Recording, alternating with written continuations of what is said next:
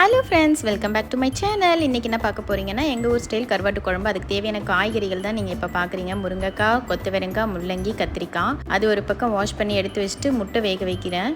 ஏன்னா முட்டை கருவாட்டு குழம்புல போட்டு வச்சிங்கன்னா அவ்வளோ டேஸ்ட்டாக இருக்கும் சாப்பிட்றதுக்கு. ஸோ 2 முட்டை மட்டும் பாயில் பண்ணுறேன். நீங்களும் கண்டிப்பாக கருவாட்டு குழம்பு செய்யும்போது இந்த மாதிரி முட்டை அவிச்சு போட்டு ட்ரை பண்ணி பாருங்கள். அவ்வளோ டேஸ்ட்டாக இருக்கும். இப்போ வாங்க கருவாட்டு குழம்பு செய்ய ரெடி பண்ணிடலாம். கடாய் வச்சு எண்ணெய் ஊற்றி வெந்தயம் கடுகு போட்டதுக்கப்புறம் வெங்காயம், பச்சை மிளகா, பூண்டு தட்டிட்டு போட்டு கருவேப்பிலை எல்லாம் போட்டுட்டு அதுக்கப்புறம் தக்காளியும் போட்டு நல்லா வதக்கணும். இது வதங்கிட்டே இருக்கும் பொழுது நம்ம வெட்டி வச்ச காயில் கெட்டியான காய்கறிகள்லாம் ஃபஸ்ட்டு போடணும். முள்ளங்கி, முருங்கைக்காய், கொத்தவரங்காய் இதெல்லாம் போட்டு நல்லா வதக்கணும். கத்திரிக்காயை கொஞ்சம் லேட்டாக தான் போடணும். ஏன்னா கத்திரிக்காய் கொஞ்சம் சாஃப்டாக இருக்கும். எண்ணெயில் போட்டோடனே சீக்கிரம் வதங்கிடும். அப்புறம் புளி தண்ணி ஊற்றி கொதிக்கிறப்போ அது சுத்தமாக குழஞ்சி போயிடும். அதனால கத்திரிக்காய் லாஸ்ட்டாக தான் போடணும். இந்த காய்கறிலாம் போட்டு நல்லா வதக்கினதுக்கு அப்புறமா நான்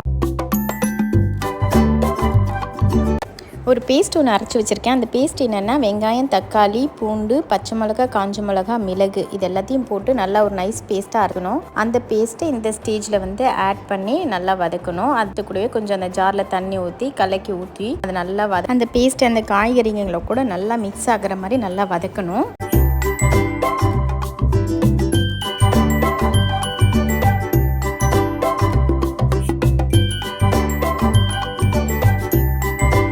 இந்த ஸ்டேஜில் இப்போ நம்ம உப்பு ஆட் பண்ணி நல்லா வதக்கணும். ஒரு பக்கம் முட்டை வேக வச்சுருந்தோம் இல்லைங்களா, அந்த முட்டை ரெடி ஆகிடுச்சு.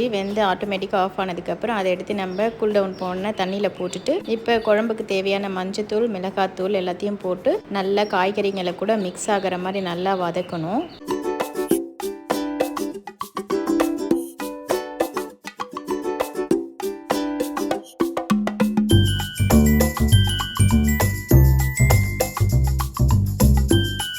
நம்ம போட்ட மஞ்சத்தூள், மிளகாத்தூள், உப்பு எல்லாம் நல்லா காய்கறிகளை கூட மிக்ஸ் ஆனதுக்கப்புறம் கரைச்சி வச்சுருக்க புளியை இந்த மாதிரி ஒரு ஃபில்ட்ரு வச்சு நல்லா வடிகட்டிட்டு இந்த குழம்பு நல்லா கொதிக்க விடணும். பச்சை வாசனை போகிற லெவலுக்கு.